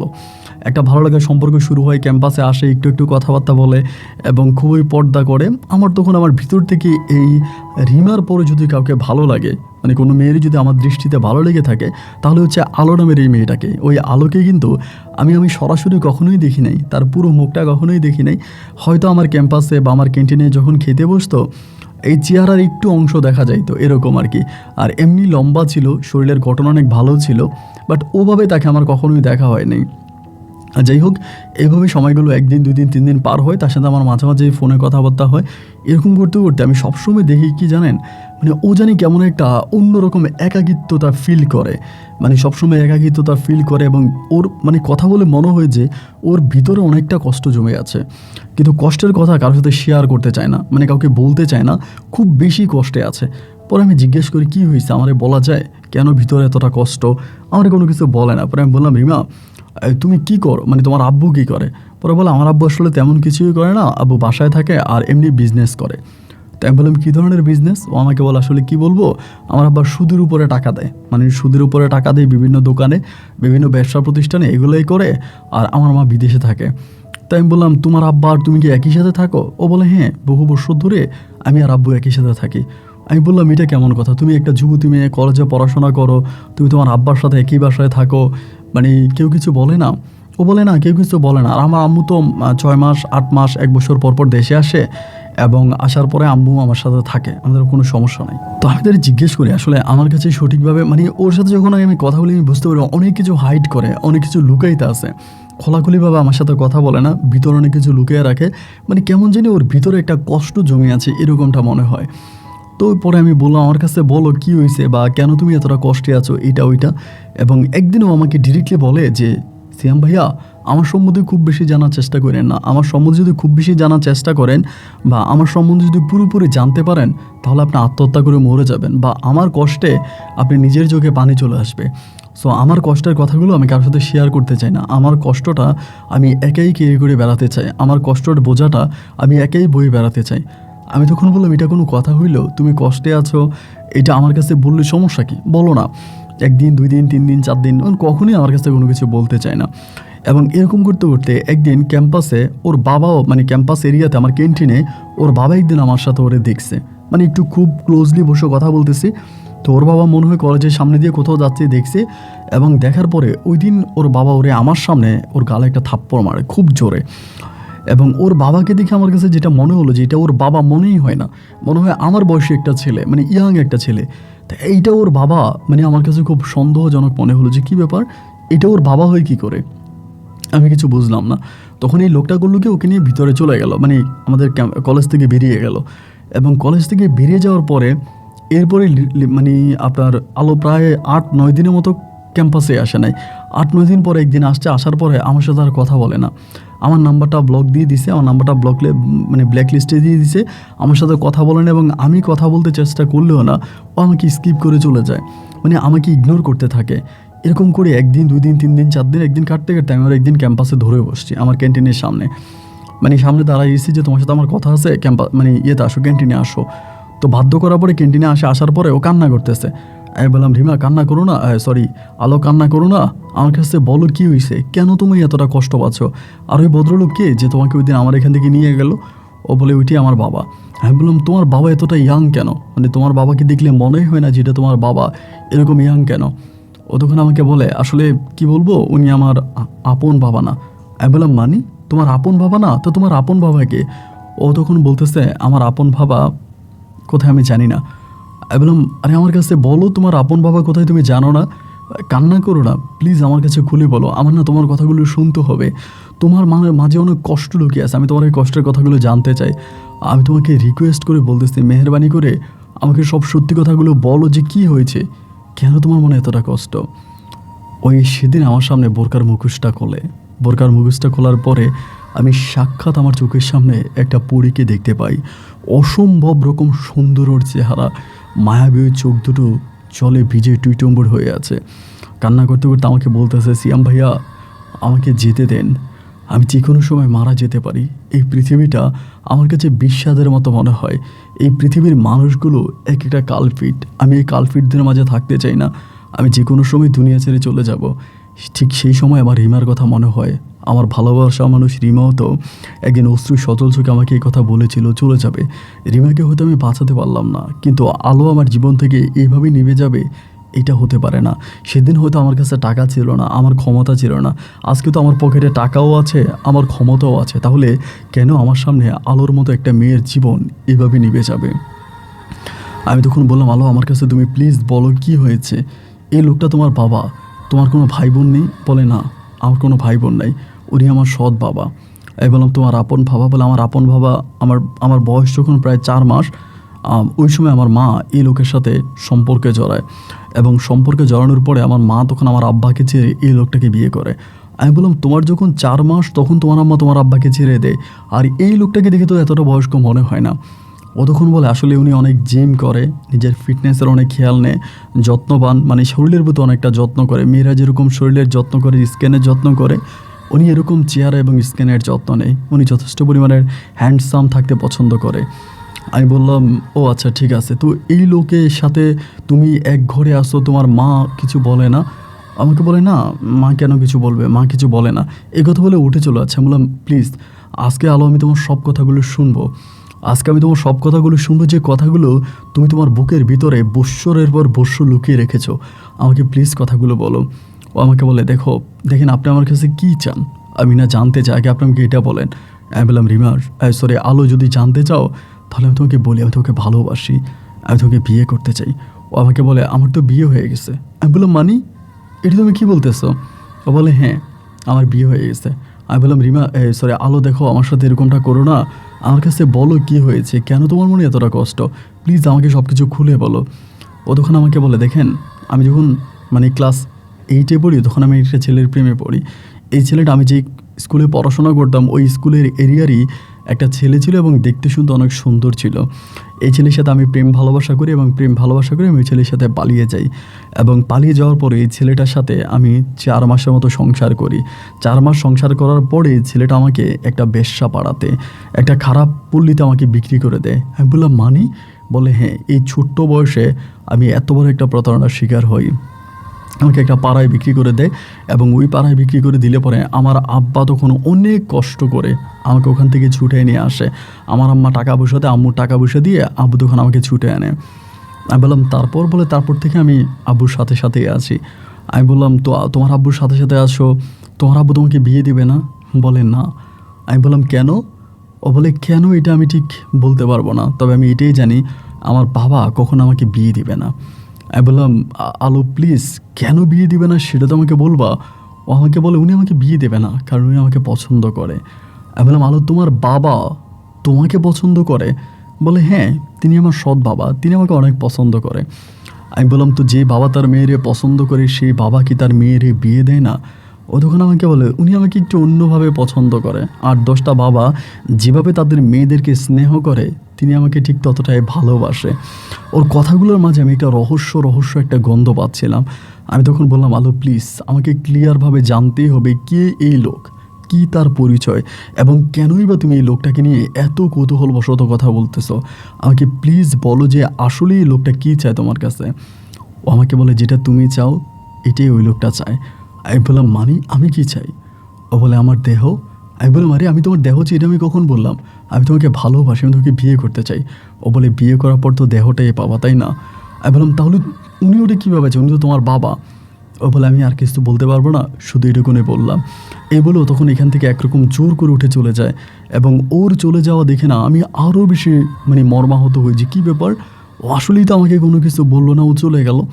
এরপরে প্রতিনিয়ত আমি ওর সাথে কথা বলার জন্য চেষ্টা করি, বাট ও আর আমার সাথে কথা বলে না, আমাকে স্কিপ করে, আমাকে দেখলে দূরে সরে যায় এবং আমার কাছ থেকে নিজেকে কেমন জানি একটু হাইড করে রাখে। এভাবে বেশ কয়েকদিন কেটে যাওয়ার পরে ও আমার ফোনটা একদিন রিসিভ করছে। আমি বললাম যে আলো শুধু 5টা মিনিট কথা বলবো, শুধু 5 মিনিট। ও আমাকে বলে হ্যাঁ বলো। আমি বললাম তোমার সাথে যেগুলো ঘটতেছে তুমি তোমার মাকে এগুলো কেন জানাও না? ও বলে জানিয়েছিলাম অনেকবার, কিন্তু কোনো কাজ হয়নি। আমার মা আমার কথা বিশ্বাস করে না, আমার থেকেও আমার সৎ বাবার কথাই আমার মা বেশি বিশ্বাস করে, যার জন্য আমি কোনো কিছু বললে এটা আমার মায়ের কান পর্যন্ত পৌঁছায় না। আমি বললাম আজকে মেয়েরা অনেক স্বাধীন, মেয়েরা অনেক মুক্ত, মেয়েরা নিজের জীবন নিজে লিড করতেছে, তুমি তাহলে এই বাসা থেকে পালিয়ে যাও না কেন? ও তখন একটা হাসি দিয়ে বলে বেশ কয়েকবার চলে গেছিলাম, রাগে ক্ষোভে দুঃখে যন্ত্রণায় অনেকবারই বাসা থেকে বেরিয়ে গেছিলাম, কিন্তু এতে কোনো লাভ হয়নি। বিভিন্ন ছেলেদের সাথে জোরপূর্বক আমাকে রাত কাটাতে হয়েছে এবং এরপরে পুনরায় আবারও বাবার কাছে আসতে হয়েছে। আমাদের এই সমাজে একটা মেয়ে যে কতটা অসহায়, যদি তার ভালো একটা গাইডলাইন না থাকে, তার পরিবারে স্ট্রং না হয়, তার হাজব্যান্ড ভালো না হয়, একটা মেয়ে যে কতটা অসহায় এই সমাজের কাছে, এটা শুধু সেই মেয়েটাই জানে। এটা কখনো কাউকে বোঝানো যাবে না। একটা মেয়ে তার ঘরে তার বাবার কাছেও নিরাপদ নয়। আমি বললাম আলো তা তুমি তোমার কথা শুনে বুঝতে পারছি, কিন্তু আলো তুমি আমাকে বিয়ে করে ফেলো। ও আমাকে বলে না, আমার এই কলঙ্কিত শরীরটা আমি আর আমার কারোর সাথে মিশাতে চাই না, আমি আর এই শরীরটা নিয়ে কারো কাছে যেতে চাই না, প্লিজ তুমি তোমার মতো করে থাকো, আমাকে বিরক্ত করো না। এবং একটা সময় ও তখন পুরোপুরি ক্যাম্পাস আসে বন্ধ করে দেয়, মানে পড়াশোনা বন্ধ করে দেয়। আমার মাথায় তখন জিদ চেপে বসে, আমি তো আমার ভালোবাসার মানুষ রিমার জন্য কোনো কিছু করতে পারি নাই। এরকম অন্ধকার একটা জগতে একটা সময় রিমাও হারিয়ে গিয়েছিল, কিন্তু রিমাকে আমি সেদিন বের করে আনতে পারি নাই। বাট আলোকে আমি যেভাবেই হোক একটা আলোর প্রদীপ জ্বালাবো, আমি আলোকে একটা নতুন জীবন দিব, আমি আলোকে ভালোবেসে আলোকে আমি ভালো রাখবো, এবং আমি যেটা রিমার সাথে ঘটেছে সেটা যাতে আলোর সাথে না ঘটায় সেই নিরীক্ষে আমি কাজ করব। আমি একটাবার আলোর বাবার কাছে বিয়ের প্রস্তাব নিয়ে যাই, ওনাকে আমি বলি, এবং বলার পরে তিনি বলে তার মেয়ের নাকি বিয়ে হয়ে গেছে। আমি বললাম দেখেন ও যে কলেজে পড়াশোনা করে, ওই কলেজের আমি ক্যান্টিন চালাই, আমি ক্যান্টিন চালক, আপনি আমাকে বলেন যে আসলে ওর বিয়ে হয়ে গেছে, এটা কী ধরনের কথা? ও তো বললো ওর বিয়ে হয় নাই। বলে মেয়েরা তো আসলে সহজে বিয়ের কথা স্বীকার করতে চায় না, আর আমার মেয়েটাও ওই সমস্ত মেয়েদের মতোই বিয়ের বিষয়টা হাইড করে রাখছে, আসলে ওর বিয়ে হয়েছে। আপনি এর নিয়ে উল্টাপাল্টা চিন্তা করেন না, আপনি আপনার মতো করে থাকেন, ও আসলে কাউকে বিয়ে করতে পারবেন, ওর বিয়ে হয়েছে। আমি বললাম কীভাবে বলেন আপনি ওর বিয়ে হয়েছে? ওর বিয়ে হয় নাই। এরকমভাবে ওই লোকের সাথে আমি তর্কাতর্কি করি, এবং আমি বুঝতে পারলাম যে এই লোকটা আলোকে কখনোই, শুধু আমি নয়, কোনো পুরুষের কাছে বিয়ে দেবে না। আর বিদেশ থেকে আলোর মা যে টাকা পয়সা পাঠাইতে আছে, ওই টাকা পয়সাটিগুলো দিয়ে এই লোকে বাংলাদেশে মৌজ মাস্তি করে বেড়াইতে আছে। এবং একটা পর্যায়ে আমি সিদ্ধান্ত নিলাম যে আমি আলোকে কিডন্যাপ করব, এরকম একটা পরিকল্পনা করছি। কিডন্যাপ করে হলেও না, আমি ওর সাথে সংসার করব, ওর ভিতরের সমস্ত কষ্টগুলোকে আমি দূর করে দেবো, ওকে ভালোবাসা দিয়ে ওর বাকি জীবনটা আমি সুখে শান্তিতে করাবো। এই চিন্তা করে ক্যাম্পাসের কয়েকটা ছেলের সাথে তখন কথাবার্তা বলি। ওরা বলে ভাই আপনি যদি এই কাজটা করেন তাহলে তো আপনার ক্যান্টিনটা বন্ধ হয়ে যাবে। আমি বলি ক্যান্টিন বন্ধ হয়ে যাক, আমি আর ক্যান্টিন চালাবো না। আমার ক্যান্টিনের জন্য যদি একটা মানুষ জীবন ফিরে পায়, আমার ক্যান্টিনের বিনিময়ে যদি একটা মানুষ বেঁচে থাকতে পারে, তো আমার ওই ক্যান্টিনের প্রয়োজন নাই, আমি ওই মানুষটাকে বাঁচাতে চাই। এই পরিকল্পনা করে আমি তখন বললাম যে আমি ওরে তোমরা এইভাবে কিডন্যাপ করে আমার কাছে এনে দাও। পরিকল্পনা অনুযায়ী ছেলেগুলো আমি একটা বাসা ভাড়া করে ওই বাসার মধ্যে তখন আপনার আলোকে কিডন্যাপ করে নিয়ে আসে। আর যখন নিয়ে আসে তখন প্রায় সন্ধ্যার দিকে ওর তখন ঘরের মধ্যে দেয়। তারপরে ও তো আমাকে দেখে অবাক হয়ে যায়, ও আমাকে বলে তুমি এই কাজ করছো? তুমি আমাকে বললেই তো আমি চলে আসতাম। আমি বলি অনেকবার তো বলছিলাম, তোমাকে অনেকবার বলছিলাম আসার জন্য, তুমি তো আসো নাই, তাই আমি তোমাকে নিয়ে আসছি। ও তখনই দেখলাম কি মানে কাপড় খুলতেছে। আমি বললাম আলো কাপড় কেন খুলতেছো? ও বলে বারে যেটার জন্য নিয়ে আসছি এটা করবা না? আমি বললাম আরে চুপ করো, তুমি এসব কী বলতেছো? আমি তোমাকে এখানে নিয়ে আসছি তোমাকে ভালোবেসে। ও আমাকে বলে ভালোবেসে কেউ কাউকে কিডন্যাপ করে? এটা তো আমার জানা ছিল না। আমি বললাম আলো আমি তোমাকে ভালোবাসি, সহজভাবে তোমাকে অনেকবার বলেছিলাম, বাট তুমি আমার কথা শোনোনি, যার জন্য আমাকে এই স্টেপটা নিতে হয়েছে। But I am sorry for that, এটার জন্য আমি আসলে অনেক বেশি দুঃখিত, তুমি আমাকে মাফ করে দাও। আলো আমি তোমাকে নিয়ে আমার পরিবারের কাছে যাব। ও আমাকে বলে দেখো আমি না তোমাকে বিয়ে করতে পারবো না, সো তুমি আমাকে বিয়ে করার জন্য প্রেশার দিও না, আমি জীবনে কখনো বিয়ে করব না, আমি ওয়াদা করেছি আমার জীবন আমি কখনো বিয়ে করব না। আমি বললাম আলো তুমি বিয়ে একদিন ঠিকই করবা, আমার সাথে চলো, আমার পরিবারে চলো, আমার মা আছে, আমার বাবা আছে, আমার পরিবারে গেলে তুমি আমাকে ঠিকই বিয়ে করবা, চলো আমার সাথে। সেই রাতটা আমি ওর সাথে ওই বাসার মধ্যে ছিলাম, তবে আমাদের মাঝে কোনো সম্পর্ক হয়নি। পরের দিন আমি ওকে নিয়ে আমার গ্রামের বাড়িতে যাই। ও ওর কাছ থেকে ওর মোবাইল ফোনটা আমি সব কিছু চিজ করে নিয়ে মোবাইল ফোনটা নিয়ে যাই, এবং নিয়ে যাওয়ার পর ওরে আমি আমার গ্রামের বাড়িতে নিয়ে যাই। এবং গ্রামের বাড়িতে নিলে পরে আজ বহু বৎসর পরে আমি গ্রামে গিয়েছি। আমার মা আমাকে জড়িয়ে ধরে চিৎকার করে কান্না করতেছে। আব্বা আমাকে ধরে কান্না করলো, পরে মা আমাকে বলে এই মেয়েটা কে? আমি বললাম মা ওর নাম আলো। যদিও ওর নামটাই শুধু আলো, বাট ওর ভিতরটা পুরো অন্ধকারে ভরা। তোমার 3টা মেয়ে আছে, তো এই ভাবো তোমার আরেকটা মেয়ে, ওরে তুমি তোমার কাছে নিয়ে যাও। মা তখন পরম ভালোবাসা দিয়ে ওকে বুকে আগলে নেয়। বাট ও আমার মায়ের কাছে কোনো কিছুই বলে না। এভাবে 2 দিন 3 দিন কেটে গেল, বাট আমার মার কাছে ও কোনো কিছুই বললো না। এবং যতই ওকে বিয়ের জন্য প্রেশার দেয়, ও আর আমাকে বিয়ে করতে চায় না। ও আমাকে বিয়ে করতে চায় না, ও আমাকে বিয়ে করবে না, এরকম একটা পরিস্থিতি। লাস্টের দিকে ও আমাকে শুধু একদিন একটা কথা বলছে যে তুমি আমাকে বিয়ে করো, এটা তোমার পরিবারও চায় না। শুধু একদিন আমাকে এই কথাটা বললো। আমি বললাম মানে আমার পরিবার চায় না? মানে আমার পরিবার তো সবাই চায় তুমি আমাকে বিয়ে করো। এবং এরকমভাবে কয়েকদিন থাকার পরে, এবং আলো আমার আম্মুর সাথে অনেক মিশেছিল। আলোর ব্যক্তিগত বিষয় নিয়ে আমি আমার মায়ের সাথে আলোচনা করেছি, মা আলোর জীবনে এরকম কষ্ট আছে, যদি পারো আলোকে তুমি একটা মানে আলোকে বাঁচাইও, বা আলো তার লাইফে অনেক কষ্টে আছে, ওকে একটু হেল্প করো, এগুলো বলি। তা আমার আম্মা ওর সাথে খুব ভালোভাবে নিজের মেয়ের মতো করে মিশে। এভাবে প্রায় 1 সপ্তাহ আলো আমাদের বাড়িতে থাকে, কিন্তু ওই 1 সপ্তাহ আলোর সাথে আমার কোনো বিয়ে শাদী হয় না। 1 সপ্তাহ পরে একদিন আলোর বাবা হঠাৎ করে কোত্থেকে জানি আমাদের বাসায় চলে আসে। আলো এবং আলোর বাবা, আলোর মা দুজনেই। কীভাবে তারা খবর পায় আলো আমার কাছে আসে এবং কীভাবে তারা এগুলো জানে আমি জানি না। একদিন আমাদের বাড়িতে আসার পরে তারা আলোকে দেখতে পায়। আলো তখন তার বাবা মায়ের কাছে যেতে চায় না। আমার মা তখন আলোর বাবা মায়ের কাছে যায়, এবং গিয়ে আলোর বাবা মায়ের সাথে আমার মা তখন কথা বলে। কথা বলার পরে ওরা তখন বলে আলোকে নিয়ে যাবে। আমি বললাম যে না, আমি আলোকে নিয়ে যেতে দিব না। ওই মুহূর্তে আমার মা আমাকে বলতেছে যে সিয়াম দেখ, তোর বাবা একজন সম্মানিত মানুষ, এইভাবে মেয়েটাকে 1 সপ্তাহ আমাদের বাসায় আটকিয়ে রাখছিস, তোর বাবার মান সম্মান অনেক নষ্ট হয়েছে। আর মান সম্মান নষ্ট করিস না বাপ, মেয়েটার তার বাবা মায়ের সাথে যেতে দে। তার বাবা মা তো বলেইছে তারা তাদের মেয়েকে আমাদের কাছে, তোর কাছে আবারও বিয়ে দিবে। তো তোর কাছে যদি বিয়ে দেয়, আমরা পারিবারিকভাবে আমরা যাব, মেয়ের আংটি পরাবো, তোর আব্বা সহ গিয়ে ধর্মীয় অনুযায়ী ইসলাম শরীয়ত মোতাবেক আমরা ওরে বিয়ে করে আবার আমাদের বাড়িতে আনবো। এভাবে মেয়েটাকে তুই এইভাবে রেখে দিস না, এটা খারাপ দেখা যায়। আমি তখন আলোর বাবা মায়ের সাথে কথা বললাম যে আপনারা কি এটা করবেন? তারা বলে হ্যাঁ, আমরা অবশ্যই করব। যেহেতু আমার মেয়ে তোমার সাথে পালায়া চলে আসছে বা তোমাকে বিয়ে করতে চায়, তাহলে তো আর আমরা এতে কোনো বাধা দিব না। আমরা অবশ্যই মেয়েকেই তোমার কাছেই বিয়ে দিব। আপাতত তোমার আব্বার মান সম্মানের কথা চিন্তা করে হলো মেয়েটিকে আমাদের সাথে দিয়ে দাও। সেদিন আমি আলোর বাবা মায়ের কাছে আলোকে দিয়ে দিলাম। এবং দিয়ে দেওয়ার পরে যেটা হলো, আলো যেদিন চলে গেল তার 3 দিন পরেই আমাদের বাড়িতে পুলিশ। এবং 3 দিন পর্যন্ত আমি 2 দিন আলোর সাথে কথা বলি মোবাইল ফোনে, বা 3য় দিন কথা বলতে পারি নাই। যেদিন কথা বলতে পারি নাই ওই দিন আমাদের বাড়িতে পুলিশ। এবং পুলিশ এসে কোনো কথা নাই বার্তা নাই আমার বাবাকে ধরে নিয়ে চলে গেল, আব্বাকে থানায় নিয়ে গেল। এবং আমি কোনো রকম যান নিয়ে ঘরের পিছন থেকে পালিয়ে আসছি। পরে গোপন সূত্রে থানাতে খবর নিয়ে জানতে পারি আমার নামে, আমার পরিবারের নামে ধর্ষণ মামলা দিয়েছে। এবং ওই মামলা আর কেউ নয়, আমার ভালোবাসার মানুষ আমার আলো দিয়েছে। আলো আমার নামে ধর্ষণ মামলা দিয়েছে, আমি ওকে ধর্ষণ করেছি এবং আমার বাবা সাহায্য করেছে। এই বলে তখন আমার আব্বাকে পুলিশে ধরে নিয়ে যায়। আমি তো আসলে অবশ্যই ধর্ষণ করতে চাইনি। এবং এই ঘটনার পরে আমার পুরো পরিবারটা সম্পূর্ণভাবে ভেঙে পড়ে। আব্বাকে জেল থেকে ছুটাতে গিয়ে আমাদের যত জায়গার সম্পত্তি ছিল প্রায় সব কিছুই বিক্রি করতে হয়। প্রায় 7 মাস পরে আব্বাকে আমরা জেল থেকে ছুটে আনি, তখনও আমার নামে মামলা চলতেছিল।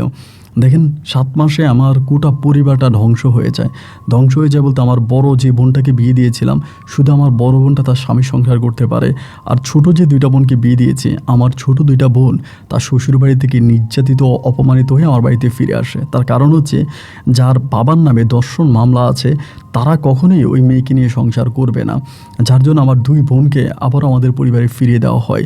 এবং ধর্ষণ মামলার আসামি হয়ে আমি তখন রাস্তায় পাগলের মতো ঘুরে বেড়াচ্ছি। 7 মাস পরে বহু কষ্টের পরে ভিটা মাটি সব কিছু বিক্রি করে আমার আব্বাকে তখন আমরা পুনরায় থানা থেকে ছুটিয়ে আনি। কিন্তু এইটা শুনলে আপনি অবাক হয়ে যাবেন, এরই মাঝে যে আলো এত ঘটনা ঘটিয়েছে, ওই আলো অন্য কোনো এক জায়গায় বিয়ে হয়ে যায়। শুধু বিয়েই হয় না, আলো ওখানে সংসার করতেছে, ওই লোকের সাথে খুব দিব্যি সংসার করতেছে। এবং আলো প্রেগনেন্ট, ওর পেটে বাচ্চা আছে। আমার ভিতরটা তখন ফিরে যাচ্ছে, এই মেয়েটা আমার জীবনটা এইভাবে নষ্ট করলো, মিথ্যে ভালোবাসার অভিনয় করে আমার সাথে ষড়যন্ত্র করে অন্য কাউকে বিয়ে করলো, আছে অন্য কাউকে নিয়ে এতটা সুখে আছে। এই বেঈমানকে আর যাই হোক বাঁচিয়ে রাখা যাবে না। আমি চিন্তা করছি আমার বাবা মায়ের যত ক্ষতিও করছে, আমি ওর কাছ থেকে সব পোষায় নিব। মিথ্যে কথা বলে আমার কাছ থেকে চলে গিয়ে উল্টা আমাদের নামে মামলা দেওয়া, আমার আব্বাকে জেল খাটানো, আমাকে এরকমভাবে কষ্ট দেওয়া। তখন আরেকটা ছেলের সাথে, রাব্বি নামের একটা ছেলের সাথে ওর বিয়ে হয়। রাব্বি নামের একটা ছেলের সাথে বিয়ে হয়। ওই ছেলেটা চট্টগ্রামেরই ছিল এবং ও অন্তঃসত্ত্বা ছিল, এবং অন্তঃসত্ত্বা থাকার পরে ওর ঘরে একটা মেয়ে সন্তান হয়।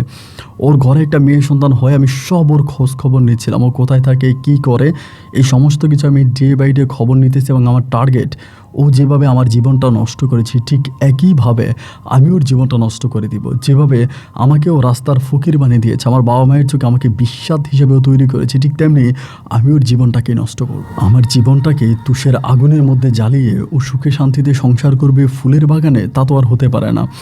এইভাবে ওর মেয়েটার বয়স যখন প্রায় 8 মাসের কাছাকাছি, তখনও মায়ের বুকের দুধ খাইতো। 8 মাস কাছাকাছি অবস্থা একদিন আমি ওকে ভাটে পাই। ভাটে পাওয়ার পর আমি ওকে ওখান থেকে কিডন্যাপ করে নিয়ে আসি।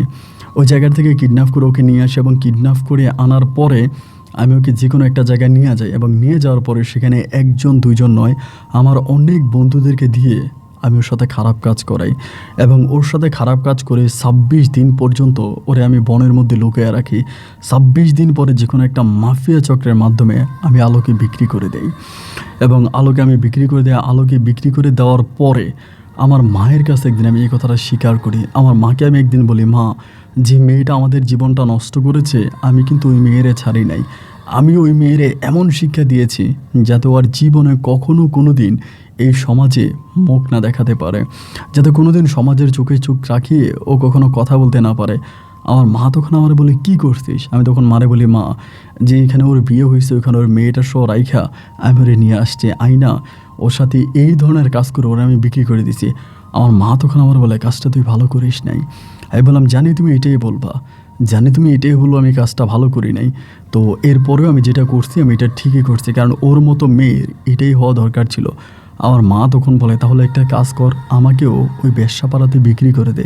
আমি বললাম, মা, এটা তুমি কি বললা? তুমি আমার মা, আমি তোমার সন্তান, আমি তোমাকে কেন বেশ্যাপাড়াতে বিক্রি করব? আমার মা বলে, যদি আলোর অপরাধ হয়ে থাকে 1 ইঞ্চি, আমার অপরাধ হয়েছে 10 ইঞ্চি। আলো যদি অপরাধ করে থাকে 1 পৃথিবী, আমি অপরাধ করেছি 2 পৃথিবী। আমি আলোর থেকেও আরও বেশি অপরাধী, যার জন্য আমি বলি যে তুই আমাকে বিক্রি করে দে। আমি বললাম, কেন মা, তুমি আমাকে এগুলো কেন বলতেছো? আমাকে সত্যি করে বলো তো কী হয়েছে? মা আমাকে বলে, সেদিন আলোর বাবা মায়ের সাথে আমি ফোনে কথা বলেছিলাম। আলোর কাছে রিকোয়েস্ট করে আলোর বাবা মায়ের নাম্বার নেই এবং তাদের সাথে আমি যোগাযোগ করি। আমি তাদেরকে আমার বাসার ঠিকানা দিই। আমার বাসার ঠিকানা দেওয়ার পরে আমি আলোকে বুঝিয়ে শুনিয়ে বলি আলো যাতে তার বাবা মায়ের সাথে চলে যায় এবং আর কোনো দিন যাতে আমাদের পরিবারে ফিরে না আসে। আমি বললাম, মানি, এটা তুমি কেন করলা? মা বলে, এটা করলাম এই কারণে যে তোর বাবা ওই মেয়েটাকে মেনে নিচ্ছিল না।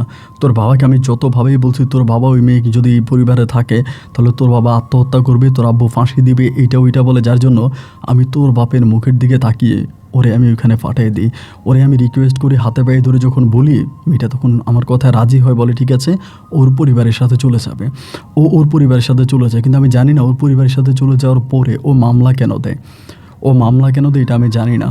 আমি বলি, তার মানে তুমি আলোকে এখান থেকে বিদায় করেছো? আমার মা বলে, হ্যাঁ আমি করেছি, এটা তুই জানতিও না। এরপরে আমি আলোর সাথে যোগাযোগ করার জন্য চেষ্টা করি, কিন্তু যখন আমি আলোর সাথে যোগাযোগ করতে চেষ্টা করি তখন অনেকটা লেট হয়ে যায়। আমি জানতে পারি আলো একজনের রক্ষিতা হিসাবে চলে যায়। আমি আলোকে যেখানে বিক্রি করি ওই জায়গাটার মধ্যে আলো থাকে এবং ওখানে বেশ কয়েকদিন থাকার পর আমাদের চট্টগ্রাম শহরেরই এক বাড়িওয়ালা প্রতিষ্ঠিত ব্যবসায়ী তিনি আলোকে রক্ষিতা হিসাবে ওখান থেকে কিনে নেয় এবং কিনে নিয়ে যাওয়ার পরে তাই ওই লোকের বউ বাচ্চা বিদেশে থাকে এবং বিদেশে থাকার পরে তারা আলোকে কিনে নিয়ে যায়। মানে আলোকে কিনে নিয়ে যায় হচ্ছে এই লোকটা, মানে ওই বৃদ্ধ লোকটা। অনেক কষ্ট করে আলোর ফোন নাম্বারটা আমি যোগাযোগ করি, ফোন নাম্বারটা জোগাড় করে আমি আলোকে কল করি এবং কল করার পরে আমি আলোকে বলি, আলো ভুল হয়েছে, আমি তোমার কাছে ক্ষমা চাই। আসলে আমার মা যেটা করেছে আমি এটা বুঝতে পারিনি। আমি তোমার কাছে অনুরোধ করে বলি, আলো তুমি আমার পরিবারে ফিরে আসো, তোমার যা হয়েছে আমি সব কিছু তোমাকে পোষাই দিব। ও আমাকে বলে, তুমি কি পারবা আমার সন্তানটাকে আমার কাছে ফিরিয়ে দিতে? আমি বললাম, মানি, তোমার সন্তানের কী হয়েছে? ও বলে, 7 মাসের যে সন্তানটাকে আমি রেখে এসেছিলাম আমার সন্তানটা মারা গেছে। আমি বললাম, আলো বিশ্বাস করো এটা আমি জানতাম না। ও আমাকে বলে, আমি বললাম, আলো তুমি আমার নামে মামলা কেন দিয়েছো? ও বলে, আমি তোমার নামে কোনো মামলা করিনি। আমি বললাম, মানি, তুমি তো আমার নামে ধর্ষণ মামলা করেছো। তারপরে জানতে পারি ওর বাবা মা বিভিন্ন জায়গায় টাকা পয়সা খাওয়িয়ে আমার নামে মামলা করেছে। আসলে ওই মামলায় আলোর কোনো হাত ছিল না এবং আলোর সিগনেচারটা পর্যন্ত নকল করা হয়েছিল। আমার নামে যে দর্শন মামলা দিয়েছিল এই মামলাটা আলো দেয়নি।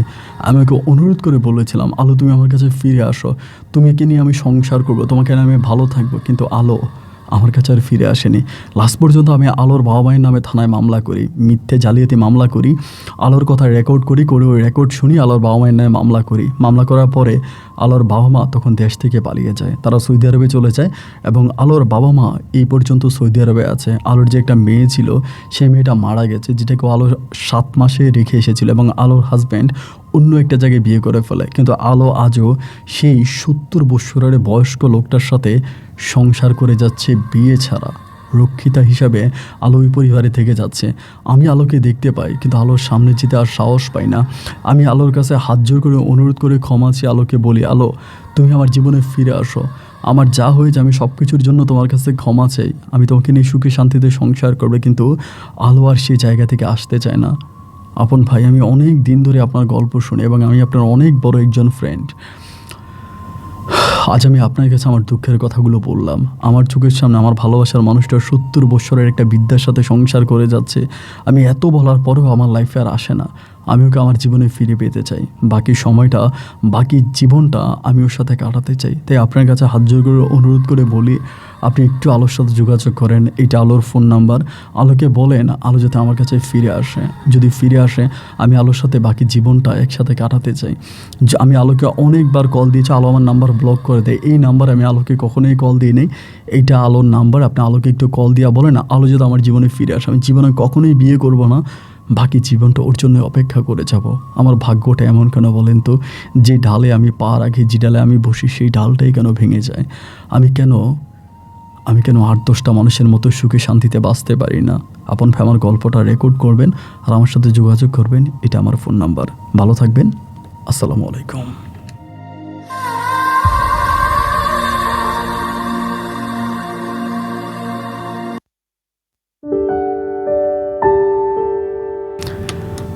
বন্ধুগণ, সবাইকে অনেক বেশি ধন্যবাদ এই পর্যন্ত চট্টগ্রামের ভাই সিয়ামের জীবনের বাস্তব গল্পটা শুরু থেকে শেষ পর্যন্ত আমার মুখে শোনার জন্য।